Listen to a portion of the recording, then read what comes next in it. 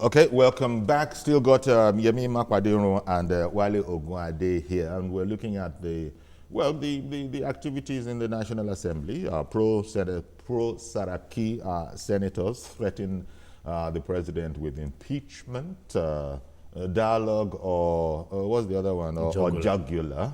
And over in the House of Reps, they are saying that the whole matter of immunity shouldn't be limited to the National Assembly, to the executive alone.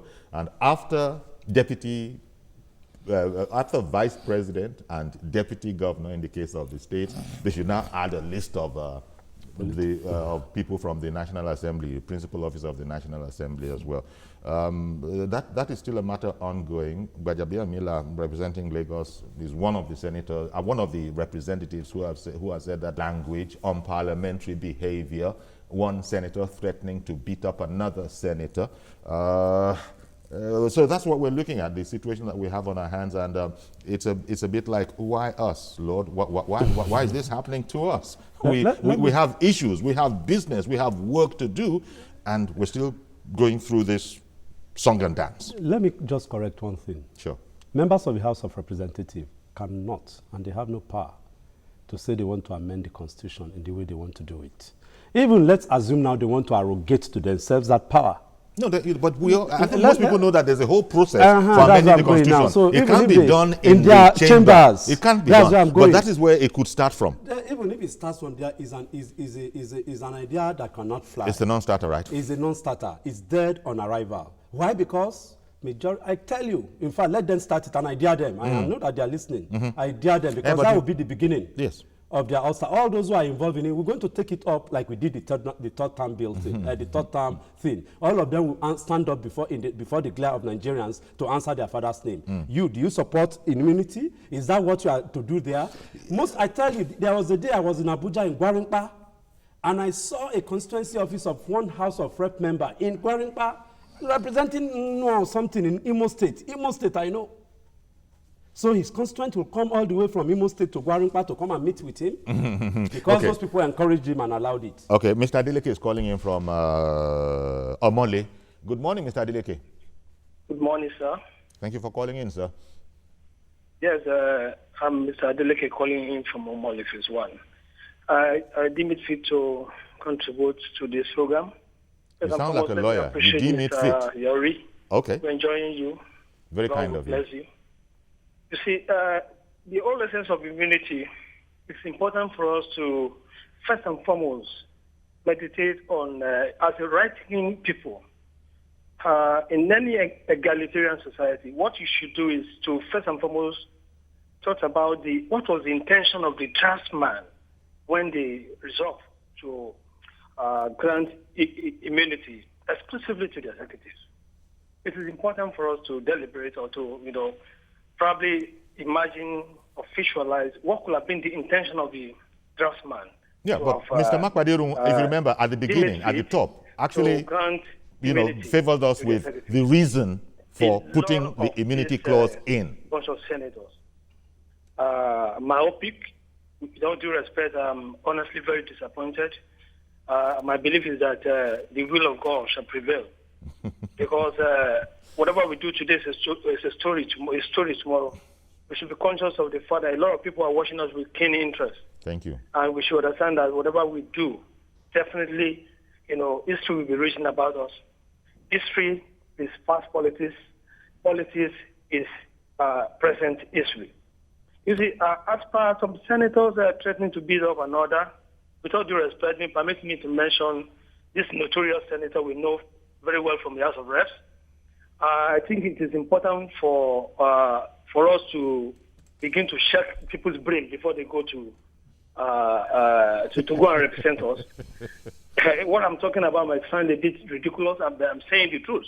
If you don't check out people's brain, they should go for medical tests to be sure that this person who's going to represent us. Okay, I get where you're going. Thank you very, very much, Mr. Adeleke, because we've had, even in Lagos, in a totally different context, I think there was one case where, if you drive against traffic, then they're going to psychiatric test.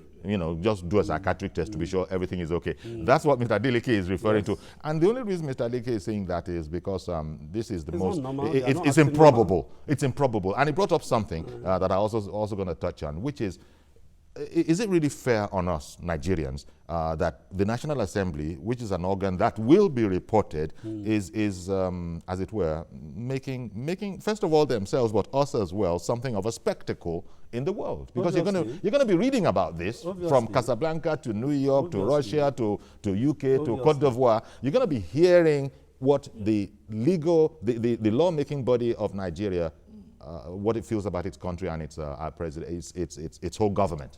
In fact, of the three arms of government, the one that is most visible or in the eye of the public, the one that performs its duties publicly in front of the cameras is the legislature. Yes.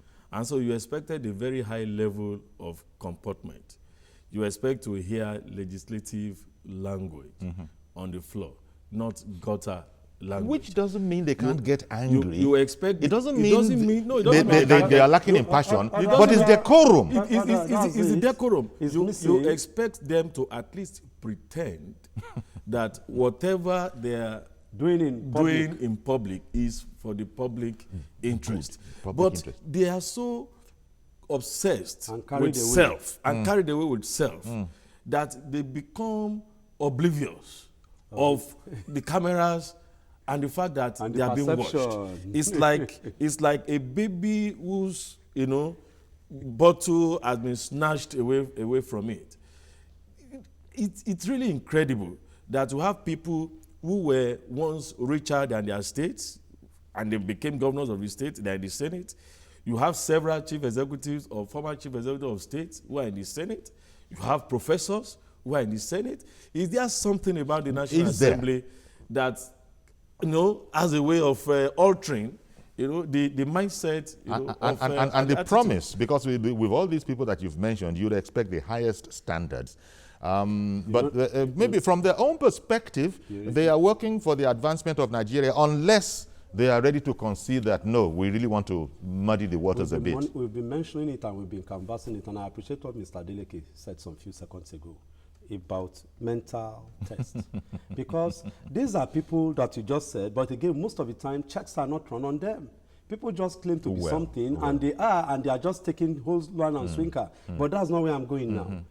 Just as we have discussed here, the Senate is supposed to be the matured room, where things are done maturely.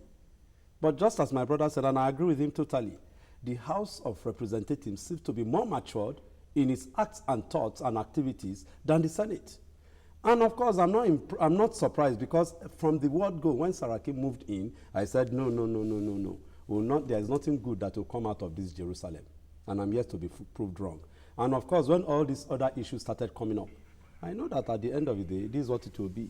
And unfortunately, the way it is that the issue of stressing the executive or putting all blames on the executive cannot fly, because there are three arms of government and each one has its own roles and responsibility. And if you are shacking in your own responsibility, for God's sake, the president has sent bills to the National Assembly. Rather than treat those bills that will make government better, fight corruption, and ensure that the people are happy. Yes. They are busy with politicking for self-benefit. Ehis is in the UK and he wants to join the conversation. Good morning, Ehis. Hi, good morning, guys. I must confess you guys are doing a swell job this morning. Thank you. As usual, anyway. I'd like to give my own quota. I think one of your speakers there has already preempted what I wanted to say, which was recall. I think until we have the first case of a member of Rep or the Senate recalled back to their homes, those guys out there would never take what's happening or what we are saying seriously. Until we're able to achieve our first recall, then they'll know that it's no longer business as usual. Because the Senate, the House of Rep, it seems they're in a different planet entirely. They have no bearing of reality on ground. The kind of things that emanate from those chambers, it's appalling. It's unbelievable. Immunity, what immunity? Who do you give the immunity to? Immunity to display impunity? Then one of the best things that could really happen, and I wish they can really do what they've threatened, is for them to set out a motion to really to impeach the president. That would probably be one of the best things that will happen, because then the patience that Nigerians have been exercising will be cut short, and then they'll face the full reality of how we really feel. Even though I'm here in the UK in Birmingham, I'm really following what's happening in Nigeria closely. I always watch TVC and channels more than the UK BBC, Sky News. So let them go ahead with that threat of impeachment. I tell you, that would be the worst thing that will happen to them, because then they will know that what they've been doing ever since, that Nigerians are no fools.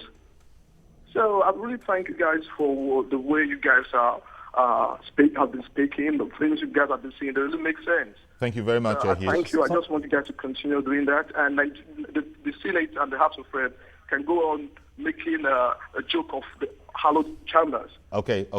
Thank you very much, Ehis. Really appreciate your calling in. Appreciate your call. Let me just support Ehis with this statement. You see, some few months ago, last year, I ran into one of the speakers of the House of Assembly, and I said, well, I know I like your campaign and so on, but you are the people that have given us all this blanket check. A blank check. You don't ask us, and people don't engage. You agree with me, and those who are watching all over, you don't engage them. Once they tested and trusted, they get into political office. That's all. At worst, maybe their cronies and their friends are those that they relate with. And that's all. They cut you off. They don't come to the constituency. The place is as bad, as worse as it will be.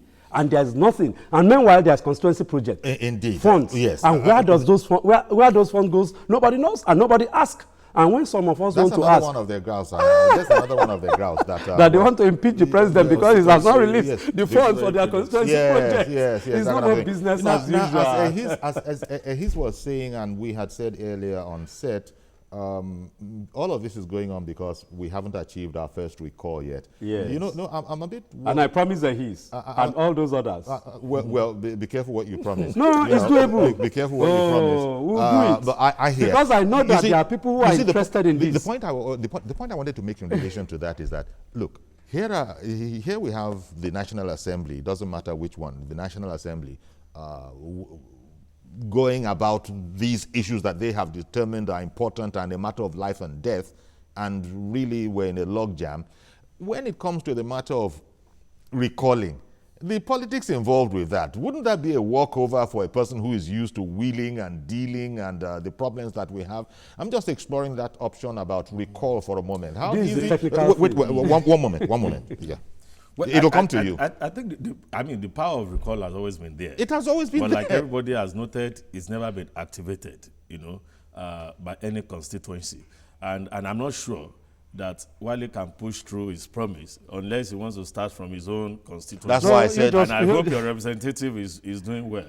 Now, you see, it doesn't stay with me. It stays with all Nigerians. I know, of course. We go around, are you doing your job? But we're saying you got elected because you wanted to do a job. In addition to recall, you see how many of us who have access to these people actually let them know what is happening around. Bang on. No. Bang on. Yeah. No. They don't need to be told. They are part of it. So you want to tell me because you got elected, you are excused? Can I please appeal?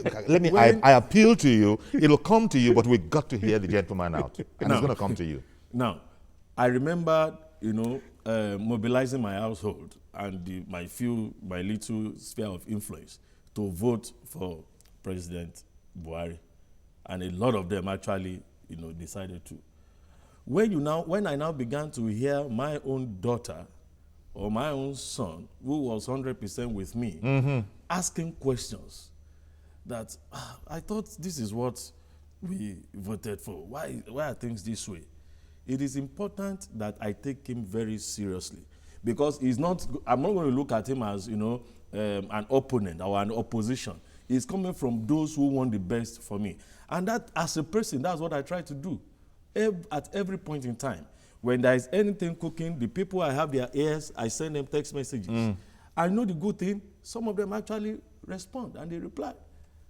and you begin to see some changes, taking place. Yeah. If those of us who are close to them are not just interested in what can drop on our laps, what we can get from them. Which is often the case. Which is often the case. So they may not like you initially. Yes. But I'm telling you, ultimately, it will be for the good of the Okay. Yakub from Dokwemo, my apologies for holding you on this while. Please go ahead now, sir. Yeah, thank you, Chief Yori. And then thank you to Mr. Ogwade and the gentleman in the studio. Mr. Ogwade, I really concur with you this morning. You see, when this dispensation starts, when Saraki forced himself, it's not that he's moving, he forced himself on us. Nigeria don't want him, and then he knew that Nigeria didn't want him. Shikera, I want to give you a very valid information this morning. Do you know a night before the inauguration of National Assembly, here in my office, I have a friend that he worked with one of the senators that I don't want to mention that senator. He was a former governor in one of the northern sides. He's a former governor, and then presently a senator. The day to that election to inaugurate that National Assembly, the guy put a call to that his boss, his former boss, that my boss, what do you think is going on tomorrow? The boss categorically tell him that, okay, tomorrow morning Saraki is going to be a Senate president. He said why?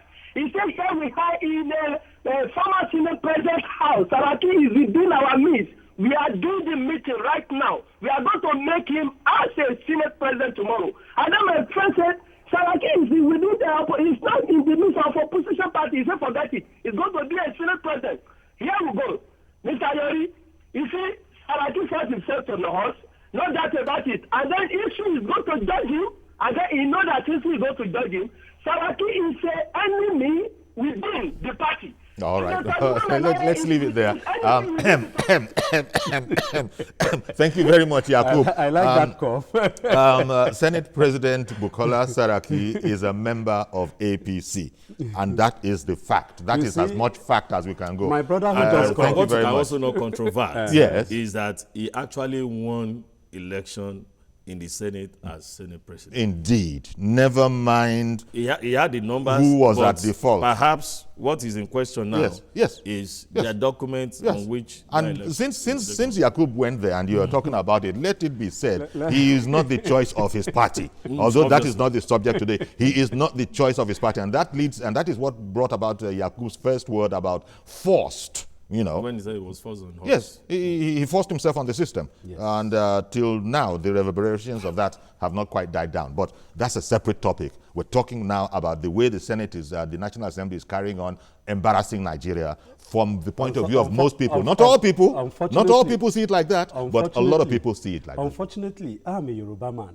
And the Yoruba man is that will relevant? say, no, I'm going somewhere now, help me. Sure. The Yoruba man will say, the hunchman's back. The thing has gone wrong from the foundation. For Saraki's foundation is faulty. Okay. And that's all these problems that are coming up. And that's why we have not seen the end of it. Okay. You think you can trace all of this wahala back to there? It's traceable. Let's listen. Sorry for interrupting you. Let me listen to Mr. Hassan calling in from Lekki. Good morning, sir.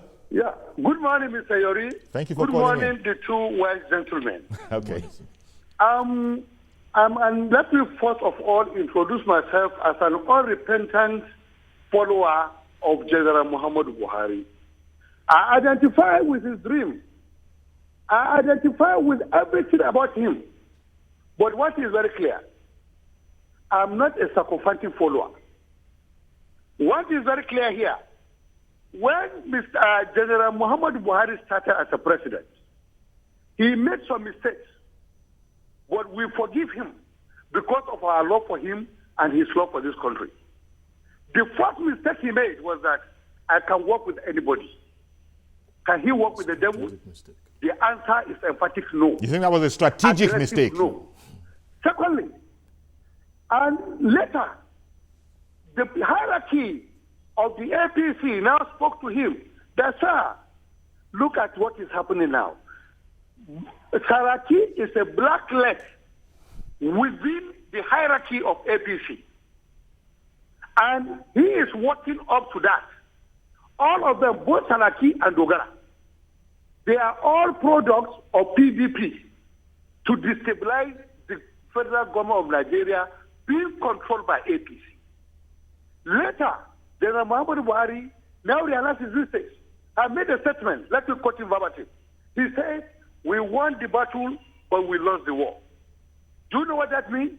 He spoke a lot about the system, about what he saw. Because later he now realized that this is not a military junta he represented before. This is democracy. And the only clearinghouse that can make you show, that can make you deliver the dividend of democracy is National Assembly. And this National Assembly is now being controlled by PDP. Call it straight. The issue now is PDP. The war now is a war between the executives and the legislators representing PDP. What the legislative arm are doing now is a defensive game against justice. Defensive game against justice is between the devil, you understand, and the right man over there. The devil represented by, headed by Saraki and Dogara. You will make a mistake if you don't mention Dogara. Dogara is a serious problem. Saraki is a serious problem. And those people had a covenant with PDP. That is what we are seeing now. We should be very careful. May God help us. Thank you very, very much, Mr. Hassan, calling in from Lekki, a regular contributor. What do you think of that summarized position? You know, well, the man really has captured the whole essence of the whole problem, and that's why I took it off from my mouth. Indeed, the whole problem is that we have a National Assembly that is led by somebody who has his own personal interest. And this whole thing is about personal interest. I just mentioned the example of David Cameron. That one is recent. There was a prime minister, I can't remember, in one of these Asian countries too, who resigned that time. I mean, what is the big deal about political office? What is in Nigeria is a big deal. The man left. The office of the prime minister of Britain, Haba. And the man just decided to leave before his term. In fact, in some clients too, like in Africa, the time will be out, like Kuzuza or one of these guys, and they want to stay put. Like even in our own country now, they want a third term, they want a fourth term, a seventh term. This man before his time, and where am I going? It's about honor, it's about integrity, it's about probity. And if these things are lost in our leaders, then definitely we can't get anywhere. We'll continue to move in circles. If people who do not have this character of strength are the people in positions of leadership, the principle here is show me your friend. Well, it would appear that as Nigerians, because time is running down, it would appear that Nigerians are watching the theater going on, because it has become that. It has become a theater, and Nigerians are watching, and quite frankly, I think the National Assembly seems to be testing how far they can get with the Nigerian public. And they've been used, the point has been made that, you know, we've been used to impunity in society. The recall instrument has never been successfully used. And there's a sense in which they might just be continuing. But then something also happened with the election, the whole presidential election. There was this assurance that nothing was going to shift PDP from power, you know, and then something happened. You see, unprecedented. And that's where I'm going. And that's where I'm going. You know, moving forward. I think that for whatever the motive is for wanting to, for charging the Senate President and his deputy to court, I don't want to look at that. Have they committed any infraction on the law? That they have to answer for. That they have to answer for. And if Nigeria can get a conviction, I'm telling you, it will be more potent than even the power of recall. Now, there were a few people who were accused of corruption, who were, grandstanding initially. Now they are begging to return money. Yes. When they saw that the executive is determined and focused. And I think that the executive, the president, should as much as possible be fair, just, but firm. Because it's not just about the next 2.5 years or thereabout is about the future of Nigeria. We must get something running. We must rebuild our values in Nigeria. And I think it is high time that the National Orientation Agency also went to work. Indeed. In actually, bringing about, a value reorientation in Nigeria. Thank you very much, Yemi. Gentlemen, when we're having fun like this, time just flies. So I want to thank you too, Mr. Barrister Wale Ogunade, Voters Awareness Initiative, and to God be the glory. We keep in mind your threat. It's not a threat. I don't make threats. It's a promise. So to galvanize advocacy groups to stand against the kind of thing that is going on. And I also want to thank you too, Mr. Yemi Makwadeonu, Strategy and Governance Expert Registrar, NAF. Sorry about that, Wale. And I'll be back tomorrow, God willing, with a fresh edition of the program. I'm Yori Folani. Bye-bye for now.